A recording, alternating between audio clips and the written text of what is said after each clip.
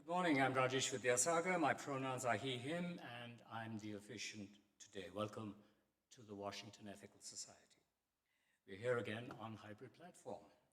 Whether you're on Zoom, here in the hall, or watching or listening to the recording later, welcome to everybody. We're one community, unified across time and space, and we gather to affirm our values and commit to a better world. If you're on Zoom, please check the chat for tips and a welcome from today's Zoom usher, Judy Myers.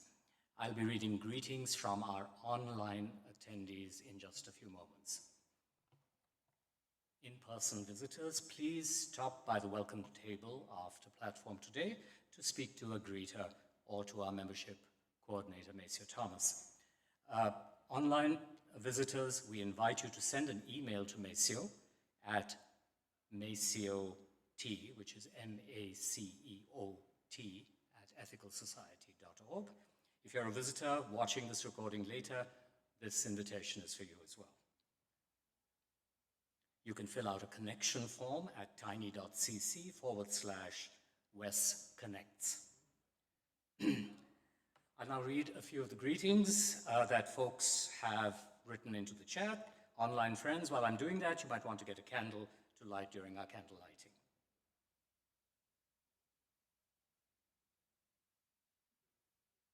Okay, Terry Smith says good morning, so does Laura. Ndara says good morning to everybody. Judy reaches out to ask everybody to say hello in the chat. Sue Smith says good morning. And I'm sure some will flow in, which I can pick up a little later.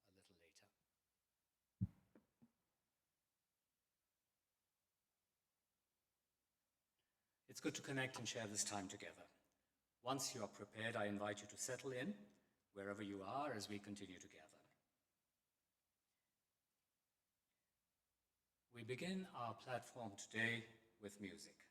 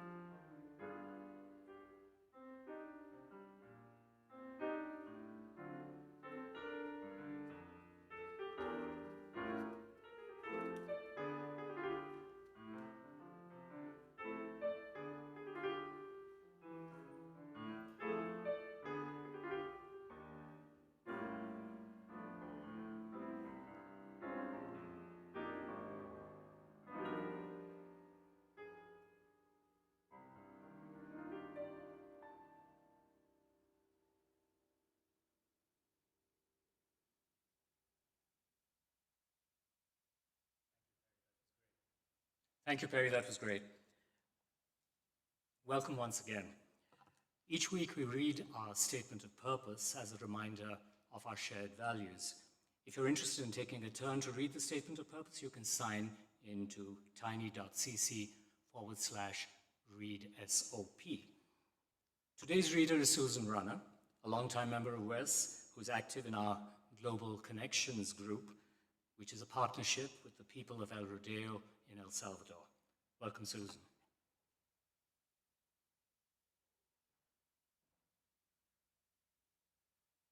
The Washington Ethical Society is a humanistic congregation that affirms the worth of every person. We strive through our relationships to elicit the best in the human spirit. With faith in human goodness, we appreciate each person's unique capacities. We joyfully celebrate and support each other through life. We nurture the sense of reverence and responsibility for each other and the earth. We warmly invite you to join our community of children and adults as we work for a world where love and justice cross all borders. Susan, if you're joining us from afar and have a candle at home, I invite you to light it up now as Susan lights our community candle and I share our candle lighting words. May we kindle within us the warmth of compassion, the light of understanding, and the fire of commitment to build a brighter future for all. Let's now enter into the centering time of our platform.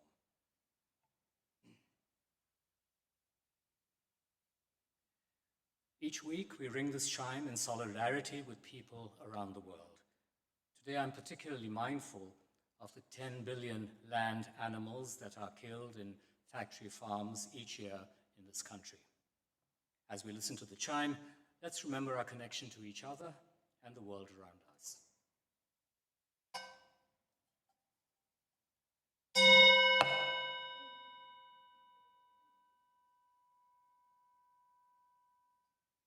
Let's open our hearts to compassion for those who suffer.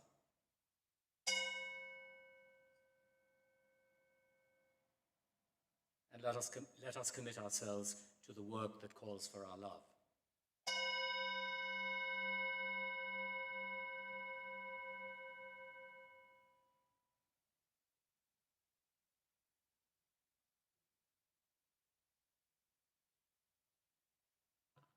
As we prepare for meditation today, I invite you to take a nourishing breath.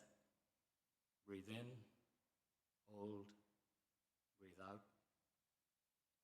Notice how it feels to take in a breath and to release a breath.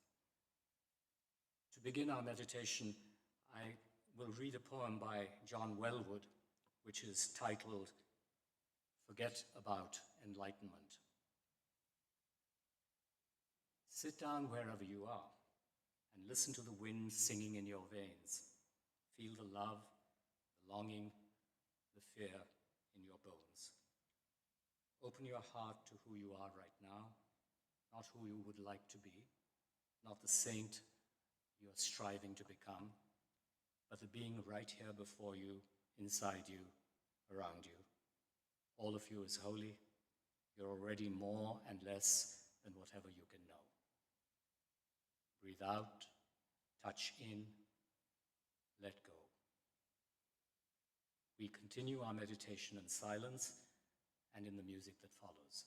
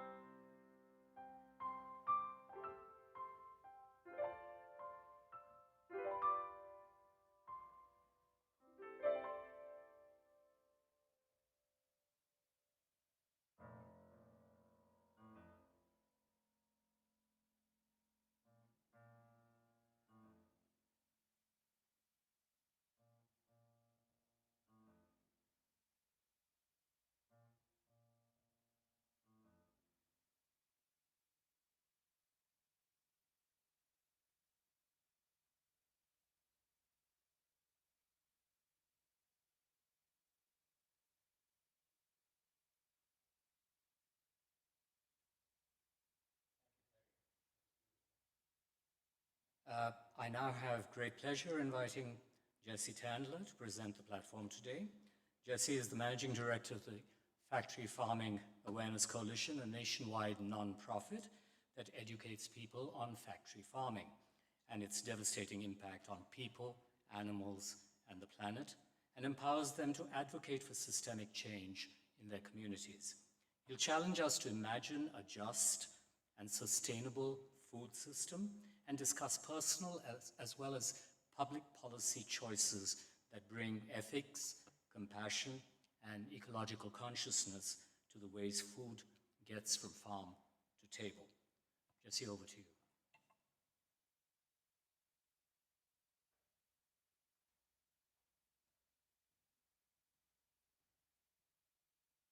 Hello, thank you for inviting me here today.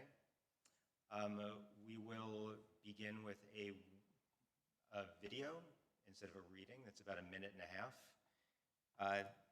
Just want to give a small content warning. These are all standard practices that you will be seeing, but the images can still be upsetting. There will be nothing gory like slaughter. We won't be showing any of that today. But I did want to let you know that that will be in here to prepare yourself.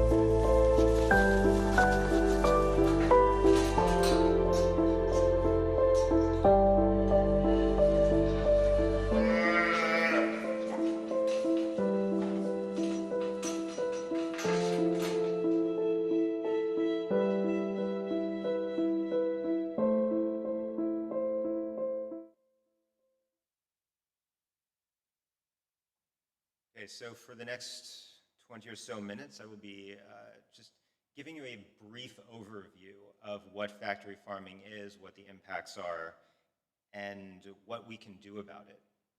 Okay. So we will start with the basics. We will move on to the environmental impacts, the social justice impacts, and what actions we can take. Okay. You see two images here, and I ask you to consider what is the difference. On the one hand, you see the advertisement from Crystal Creamery. This is what we are sold, right? Everyone probably sang Old MacDonald's Farm when you were a kid. But we don't have Old MacDonald's Farm anymore. What we have is what you see in this other image of a dairy. These are concentrated animal feeding operations, also known as CAFOs, or factory farms. Okay. And if we ask what all these things have in common, all these situations with these animals, we notice that they're all packed together in these tight spaces. Okay. This is the practice of intensive confinement. This is the hallmark of factory farms. This is the practice of keeping tens of thousands, sometimes even hundreds of thousands of animals packed together in these tight spaces to create the most efficiency and the most profit for animal agriculture. You see here in the upper left-hand corner, a pig in a gestation crate, or actually this is a farrowing crate, but she will be kept in this crate for most of her life. So she will be artificially inseminated, and for the 5 months of her pregnancy will not be able to even turn around. This is standard practice, although some companies have been pledging to not use gestation crates or farrowing crates anymore. This is still the majority. Once she has her piglets, she will be moved into this kind of crate you see here called a farrowing crate, where she will not really have any direct contact with her piglets. She will be on slats where her urine and feces will fall into a pool below her. Pigs are not only very intelligent animals, but they have a very strong sense of smell. You can imagine what it must be like for her to not really be able to smell her piglets, but instead to just be smelling a pool of urine and feces under her. This will continue for about 2.5, 3 years. She will be artificially inseminated. She will nurse her piglets, and then she will eventually be slaughtered. What you see next to the pig there are little huts for baby cows. These calves have been taken away from their mothers in the dairy industry, usually within the first 24 hours. So what happens in the dairy industry is you have female cows who are, every 10 to 12 months, artificially inseminated, and when they give birth, their calves are taken from them. Now, this is necessary in order to produce the most milk. Otherwise, the calf, of course, will drink the milk.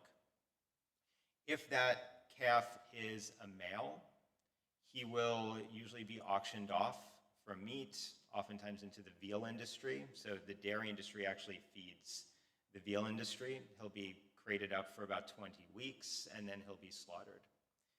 If the calf is a female, she'll suffer the same fate as her mother. She will be raised for a little while until she can be artificially inseminated, and her calves will be taken away from her. She'll be milked about 3 times a day, pretty much to exhaustion. About 50% of these cows, by industry estimates, end up with mastitis, so an infection of the mammary tissue.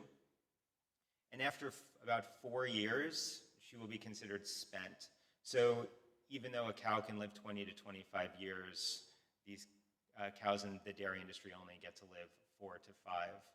Some people say that there's actually more suffering in a glass of milk than in a steak, because these cows suffer for so much longer and then are all slaughtered in the end.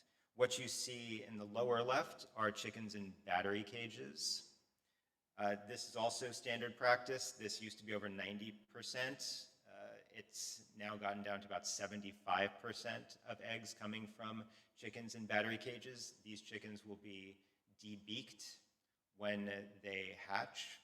As you saw in the video, usually they will go through a machine where the tips of their beaks are lasered off.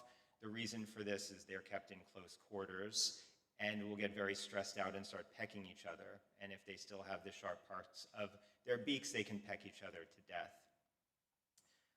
Nevertheless, many of these chickens do die just by being stressed out in these conditions. These chickens will lay upwards of 300 eggs a year. The original chicken in nature, like the gray jungle fowl, would lay about 10 to 15 eggs a year. So you can imagine the kind of tax this is on their bodies to be overproducing eggs, which means that even though they can live 8 to 10 years, after 12 to 18 months of this, they will also be spent, and they will be slaughtered usually for pet food. What happens with the males, because they don't produce eggs, and these are different than the broiler chickens that are bred to grow very big very fast? Well, the 250 to 300 million male chicks a year, go through that macerator that you saw. They're just dumped into it alive and conscious and shredded up. If they're not sent through the macerator, they are either suffocated to death or dumped into a big hole and left to die. You see turkeys here, but both turkeys and broiler chickens, which are the chickens that are bred for meat, are bred to grow incredibly fast. So a chicken back in the 1950s, after about 68 days, would be fully grown and would be a couple of pounds. Now, within 6 weeks, so about 43 to 48 days, that chicken is up to 4 times that size. So 90% of them cannot walk normally. And about 5% of them will just die before they make it to the 6 weeks from the stress. Okay? Now, how many land animals are killed for meat, milk, and eggs each year in the United States? Remember, this is just on land and just in the US and just in 1 year. Okay? 10 billion. To put this in perspective, 10 billion land animals a year, and again, this is not including the aquatic animals, which are billions and billions more, comes out to over 300 animals every single second of every single day, or over 1 million animals per year, or per hour, sorry, 1 million animals per hour, every single hour of every single day. That's how you get to 10 billion. 90% of these are chickens, because as you can imagine, if you're eating chickens, how many chickens can someone eat in a year? They're small. You can eat quite a number of chickens. If you're trying to eat cows, most people cannot eat an entire cow in a year, right? So 90% of that 10 billion are chickens. Okay. And if we're wondering what percentage of animals in this country are raised on factory farms, that number is 99%. So in other industrialized countries, it's not that far off. So Canada, Germany, and Europe, these numbers are about 95%. But in the US, virtually every animal you see in a supermarket is going to have been through a factory farm. Okay. So now let's talk about the environment. Because as you can imagine, these 10 billion animals every year have a significant impact. Worldwide, this number is about 60 to 80 billion land animals a year. You add an extra 47, or worldwide, the number for aquatic animals is between 1 and 2.7 trillion. We don't have better numbers than that because their lives have to be estimated based on tonnage rather than individuals. But this has an enormous environmental impact. Because in the history of humanity, there have not been that much over 100 billion human beings to ever walk the face of the earth. That means in a year and a half, there are more land animals slaughtered in the world than there have been people to ever live. Okay. So what makes factory farming one of the most destructive industries on the planet? Okay. Well, again, let's start with this idea of 10 billion animals every year in this country. And they all have to eat. Okay? So meat is basically a giant waste of food. Because as you can imagine, all of these 10 billion animals have to be fed. And what are they fed? Well, they're mostly fed the corn and soy that is subsidized through the farm bill. And if you feed a cow 100 calories, what is she going to do with that 100 calories? She's going to consume it. She's got to grow fur, teeth, hooves, eyes. She's got to keep her body warm. So by the time you slaughter her and consume her, for every 100 calories you put in, you will only get 3 calories out. So over 80% of the land that we use to grow food goes towards feeding these animals rather than towards feeding people. An estimate was done a couple of years ago where they found that if everyone in the US were to eat entirely plant-based, we could feed an extra almost 400 million people with the same amount of land that we use right now. So more than double the population. Okay. In order to feed all of these animals, you have to grow the crops. Where do a lot of these crops come from? Well, many of them are from land that has been cleared, either in the US or in places like the Amazon. So many of you probably heard about all the fires in the Amazon. Why are they burning down all of this? Well, the vast majority of it is actually being burned down to make space for cattle and feed crops like soy that go to feeding the cattle. Okay. And of course, all of these crops require lots and lots of water. So one hamburger takes about anywhere between, usually the calculation is about 660 gallons of water for 1/4 pound hamburger, about 1,800 gallons of water for a pound of beef. This is the equivalent of about a month's worth of showers. So just that 1/4 pound hamburger is like a month's worth of showers. Now I'm coming from LA, where we have a mega drought, and where almost 50% of the water goes towards animal agriculture. In comparison, about 5% of our water goes towards personal use, our showering, our drinking. So while about 80% of it is going to agriculture in general, about 50% of it is going specifically to animal agriculture. Okay? If we look at the impact of different kinds of milks, for example, you can see here cow's milk versus certain plant-based milks. You can see the carbon emissions, which we'll talk about in a minute, the land use, the water use, and a lot of people talk about the water, how water-intensive almonds are, but even here you can see that almonds are just a little more than half as intensive in their water use as cow's milk. If you are concerned about sustainability, oat milk would be one of the most sustainable in terms of emissions and water use and land use. Okay. Then these 10 billion animals, they're eating and they are pooping.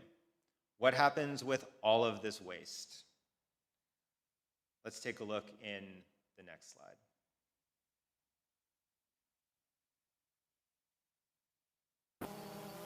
You're looking at a lake of toxic pig feces and urine the size of 4 football fields. That's because thousands upon thousands of pigs are inside of these buildings. Their waste falls through slats in the concrete floor, and it's flushed directly into this giant open-air cesspool. How many of these kinds of factories are there? In North Carolina alone, there are over 2,000. And the consequences are disastrous. The waste falls through the floors. It's flushed out into an open pit, like a cesspool. It's easy for a big hog operation to have as much waste as a medium-sized city. Of course, the pit will fill up, so it has to be emptied, and they're emptied by spraying the liquid waste. If you're familiar with a garden sprayer, gigantic versions of that, so they're making droplets, making fine mists out of this liquid waste, and that can drift downwind into the neighboring communities. This is where they spray out. This is where they spray out. It's about 8 feet from my mother's house. What is it like when the mist? It's like you think it's raining. You think it's raining. You think it's raining. We don't open the doors. We don't open the windows, but the odor still comes in. The odor takes your breath away. This is not a partisan issue. We are all opposed. So not only does this end up on the people around there, but it ends up in the water. When you hear about spinach or romaine lettuce being contaminated with E. coli, this is where it's coming from. It also contaminates people's water supplies, including with nitrates, which we know are carcinogenic. Okay, so animal agriculture is also one of the main drivers of climate change. Animal agriculture emits about the same amount of greenhouse gases as all of the transportation in the world combined. So this is the global number, it's about 15.4% of carbon emissions are coming from animal agriculture. And one reason for this is that cows burp and outgas a lot of methane, which is about 25 times more potent than carbon dioxide. If cows were their own nation, they'd be the third largest producer of greenhouse gases in the world after China and the US. Okay. So here you can just see, if you were to eat soybeans or other beans or nuts instead of beef, the greenhouse gas emissions are minuscule in comparison. This is the same with cheese and even poultry and eggs. Okay, so let's talk about some of the social justice impacts here. Okay, the leading causes of death in the U.S. in 2019 were heart disease and cancer. You see stroke and diabetes are up there as well, and we know that eating animal products contributes to cancer risk as well as heart disease significantly, okay? And there are also the workers who are often forgotten in this. These are usually people who do not have a choice. Most everyone here, I assume, would not want to work slaughtering hundreds or thousands of animals every day. Not only is this, physically dangerous. On average, there are 2 accidental amputations every week in chicken slaughterhouses in the US, but it is also, emotionally traumatic. You can read this quote by a Tyson slaughterhouse worker, but many of these workers do not last more than a year. They end up with PTSD, just like veterans coming back from war. There are higher rates of substance abuse and domestic violence in these communities. Okay. There's also forced labor. Not necessarily in this country so much, but in Southeast Asia, there is actual slavery. Much of the shrimp that comes to the US is actually coming from Southeast Asia from these forced labor ships. Okay. There are actions we can take, though. There are ways to solve this. We do not need to be consuming products from factory farms. If you look at Project Drawdown, Paul Hawkins' project, he's a famous climate scientist, you see that food is, here it's 1 in 3. Plant-rich diets actually got moved up to number 2. So this is, on a daily basis, the single biggest thing you can do to mitigate climate change and to reduce your impact, okay? Here you see the United Nations making the point that first world citizens must halve their meat consumption, and here's a study out of Oxford saying that in order to keep climate change under 2 degrees, US citizens need to eat 90% less beef and pork, 60% less milk and poultry, and 50% less eggs while eating 4 to 6 times more beans and pulses. Okay. Fortunately, we're seeing both personal action and even corporate action on this. You find plant-based options now at all of these fast food restaurants, even that we didn't before. Okay. We're seeing all of these alternative products. Just curious, how many people have had a Beyond Burger or Impossible Burger? Okay, great. So a lot of people are recognizing that there are these alternatives for people that do not want to participate in the system, but still want those same kind of tastes and textures. Okay, and a lot of times there are meals that we normally eat that we don't even necessarily think of as being plant-based, but are. A famous peanut butter and jelly sandwich. For example, many cuisines naturally have lots of plant-based options. It's just in the standard American diet, we don't have a lot. Okay. So there are the personal choices you can make, of course, and you can vote with your wallet for what kind of world you want. There are ways that we can try to mitigate this on in legislation. So, for example, in California, Prop 12 was passed. In Massachusetts, Question 3, that allows the animals a little more space, that makes that eliminates battery cages and gestation crates, and then also makes it illegal to import those products into the state. This has actually now gone to the Supreme Court to see if this can hold up. But people clearly wanted, about 67% of Californians voted for this. And of course, there's corporate pressure. Many of these companies have pledged to go cage-free or gestation crate-free because of people demanding it. Okay. So if you are interested in more information, feel free to reach out and contact me. You can also check out our website at ffacoalition.org. We have resources there. I hope this was informative. I know it's very brief. There's a lot more. This is normally an hour-long presentation. Even that just barely touches upon what's going on here, but I'm happy to speak to anyone afterwards as well. So thank you all very much.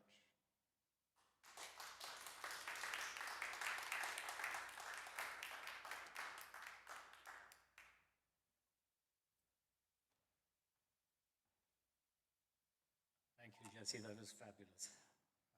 Lots to think about. Okay, so after some music, we'll have community sharing time when you can write in the chat or speak into the microphone if you're here present in the room about what resonated with you in this platform. In this time between, you might prepare for community sharing by reflecting on a personal experience or an activity at West that illustrates the values that we're lifting up today. As we contemplate, rest, and reflect on the platform, let's experience the beauty of the musical response.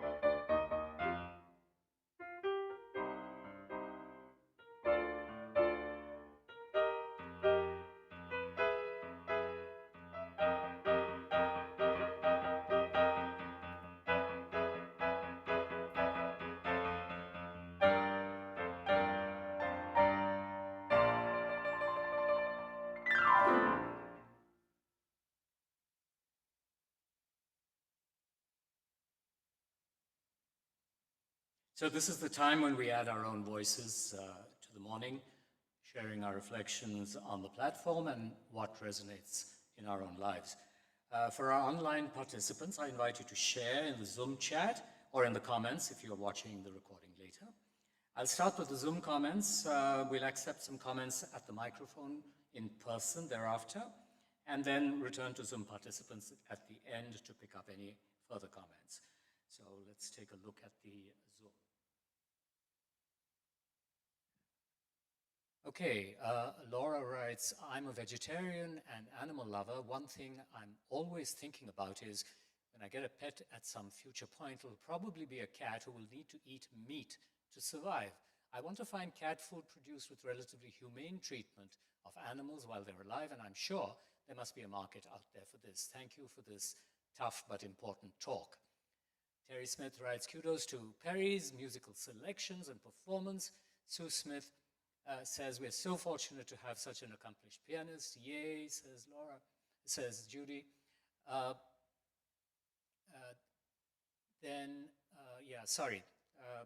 come back now to the comments in the hall.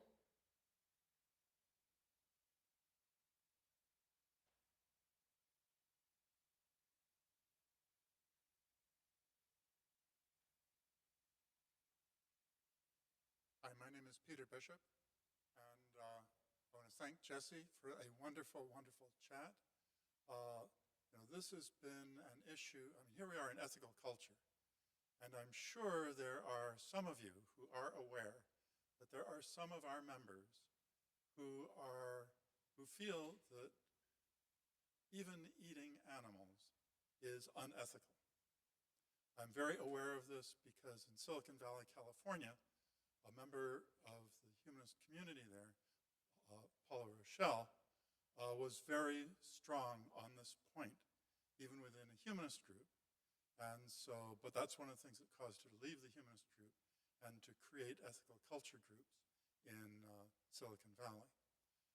However, among humanist groups and even here at Ethical Culture, the essence of thinking for yourself is even more important than this particular point. And so if you look at the variety of opinions throughout, the one thing that everyone can really agree on, I think, is that we really don't like cruelty to animals. Whereas the whole thing about eating animals is a question of greater debate and greater individual concern. So I thank you for concentrating and really helping us understand the environmental and cruelty elements to this entire industry, because that can appeal to every last member of WES. Thank you.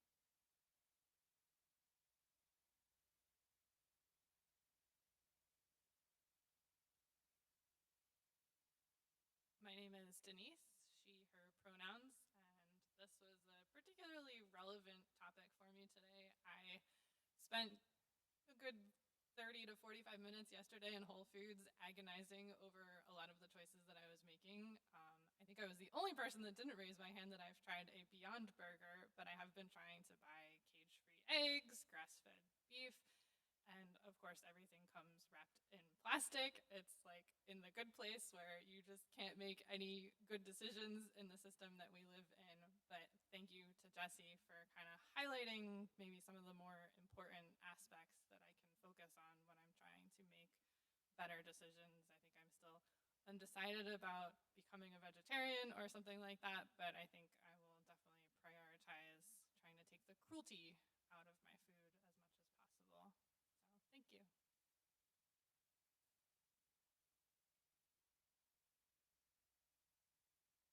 Good morning, everybody. Jeff here. I first would really like to second or third or fourth or fifth, whatever, get in line with the people to thank Perry Biter for his wonderful musical contributions this morning. Whatever. It's always a pleasure to hear you play, Perry, and could it be more often? But that's up to you. As to the matter at hand, I'm not a vegan or vegetarian. I have really no desire to be. It is a matter of personal choice. That having been said, there were two things that brought up some memories for me, particularly with the concentrated animal feed operations. I've seen those, specifically outside of Amarillo, Texas. When you go from east to west along I-40, west of Amarillo, you go right through the middle of one of these.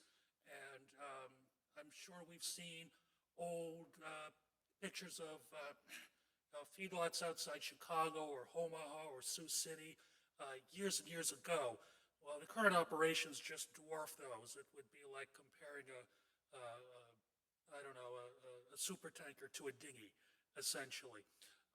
The other thing that Jesse mentioned, I believe, was in the aspect of those who actually work at the meat processing plants. Most of them are undocumented, and there are a number of companies that took ruthless advantage of this. J.H. Hormel, for one, out of Austin, Minnesota, had a nasty reputation that they would bring in undocumented workers and keep them working for as long as it took for the workers to become wise to how bad their jobs were, at which case they'd be fired and a whole new bunch of workers would be brought in. So it's sort of like a different version of the Sonderkommando. Thank you. Well, thank you very much to Jeff, Peter, and Denise for their comments. Let's return to Zoom and see if something has been added by way of comments.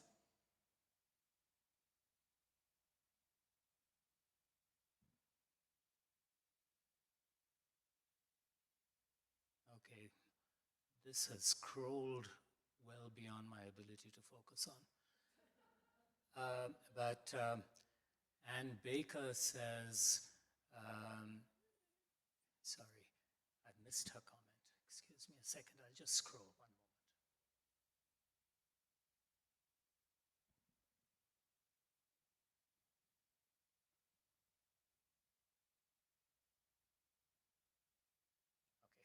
Okay, done. Someone else is wondering about cat food, but this seems to be a recurring theme here. Ann Baker says, thank you to Jesse and his organization. This is hard to hear and see, but so important to understand. This seems like one area where individual choices can have a real impact. Terry says, even knowing the negative climate change impact of animal-based diet, it continues to surprise me each time I hear it.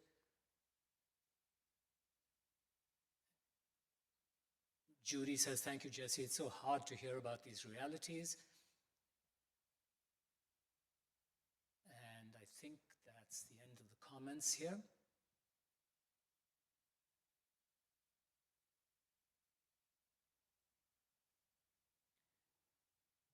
Okay, thank you everybody for your comments and your engagement.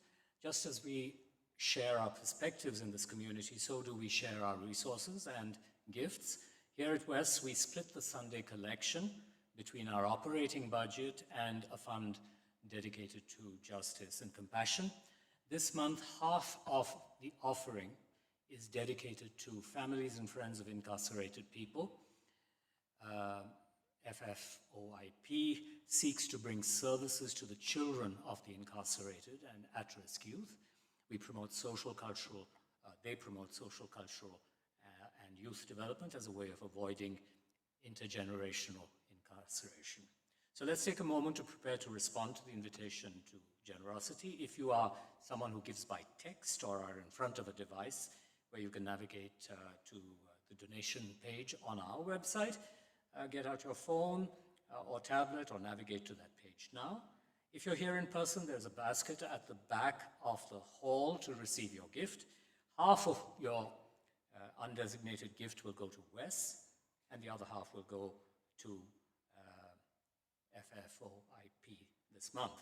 I'll pause for a moment so that all who are able can prepare to respond with generosity.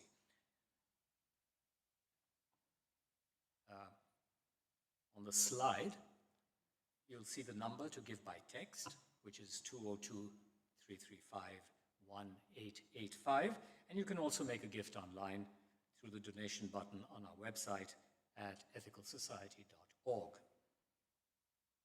Thank you for your generosity. We'll now receive your gifts and Perry's gift of music.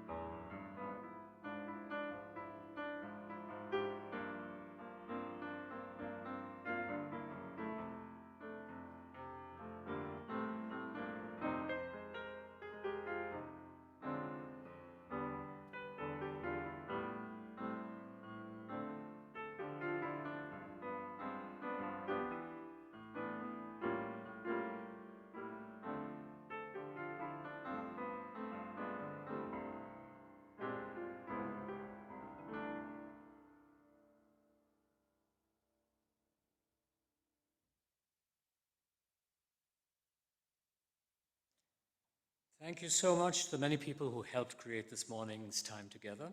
Thank you to our staff, including Indara Miles, Robin Kravitz, Maceo Thomas, and Tom Hutton.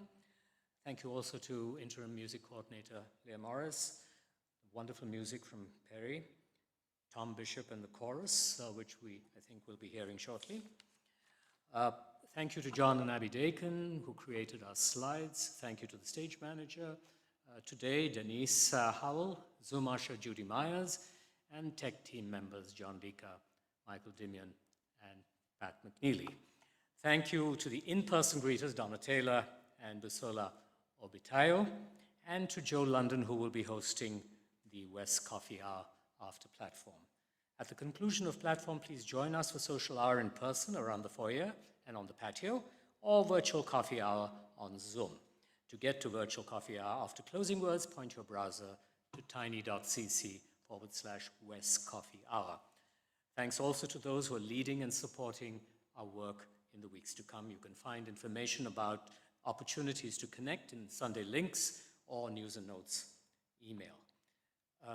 Those who wish to attend Platform in person should RSVP at tiny.cc/platform reservation. In-person attendees will also need to bring their vaccination cards or a picture of their vaccination card. Online attendance will continue to be available for the foreseeable future, and you're all welcome to tune in by Zoom. Before we close, our board president, Trang Adong, will like to lead a brief installation ceremony for the newly elected members of the board. Now, integral to ethical culture and to this society's heritage is our way of governing ourselves.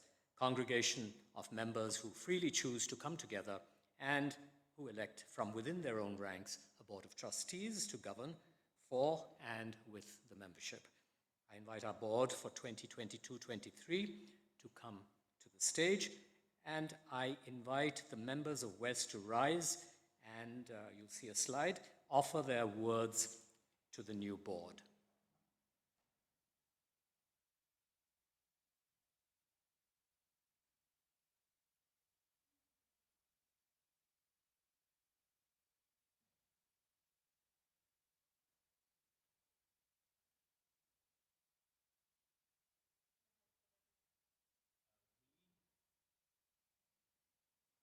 We, the members of the Washington Ethical Society, affirm your role as trustees of our community. In that role, we trust you to provide guidance, oversight, and vision for our society. We affirm your special partnership with our leader in matters of vision and strategy, and your connection to the entire WES membership whom you serve. We appreciate your dedication to WES and offer our support and involvement as you seek to govern with deep care for our health and flourishing. We accept the task set before us and appreciate the trust that you place in us. We are honored to serve WES in this way, and we look forward to the year ahead and all that it will bring.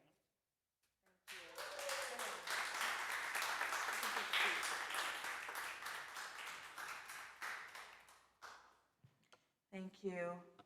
Hi. Let me unmask here. Hi, my name is Trang Duong. Pronouns are she, her. And as one of my first acts as the board president, I'd like to thank our outgoing trustees, Rajesh and Vincent. They have shown their thoughtful consideration and incredible dedication to elicit the best that this community and our leadership offers to WES. We appreciate you, Rajesh and Vincent. I'm happy to present the new board for the 2022-23 program year, which includes returning trustees Sarah Morris, John Pfeiffer, and Mirka Willis. Abby Dakin and I were reelected for another term. Thank you. And our newest board trustees are Christine Parcelli and Donna Taylor, who just left the stage. Thank you so much for agreeing to share your time and energy to lead WES. One of this year's biggest tasks for the board will be assisting our new settled senior leader, Casey Slack, as they join the WES family. We're looking forward to positive and exciting change with grace and encouragement as we usher in an exciting and new program year with our new senior leader. We hope you'll join us. Thank you.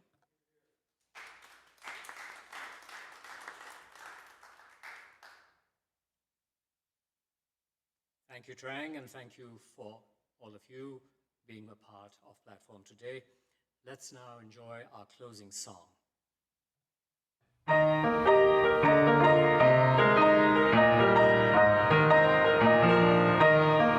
From the light of days remembered, burns a beacon bright and clear, guiding hands and hearts and spirits into faith set free from fear.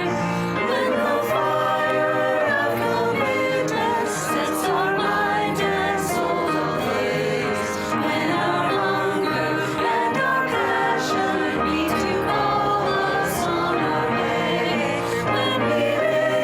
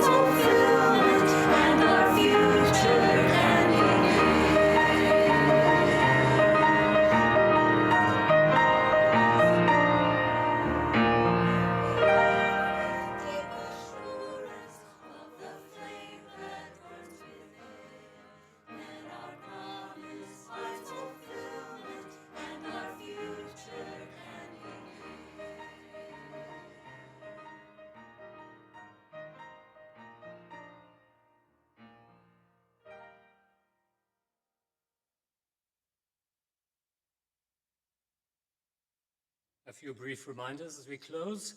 If you're new to our community, please send an email to our membership coordinator, Maceo Thomas, and introduce yourself. To reach Virtual Coffee Hour, point your browser to tiny.cc/West Coffee Hour. And now I invite you to join me in our closing words for the month. Let us go out into this week ahead with compassion, understanding, and commitment, celebrating our interdependence for our hearts and for our quest for a better world. Thank you, everyone, for being here. We look forward to connecting with you again soon. Thank you.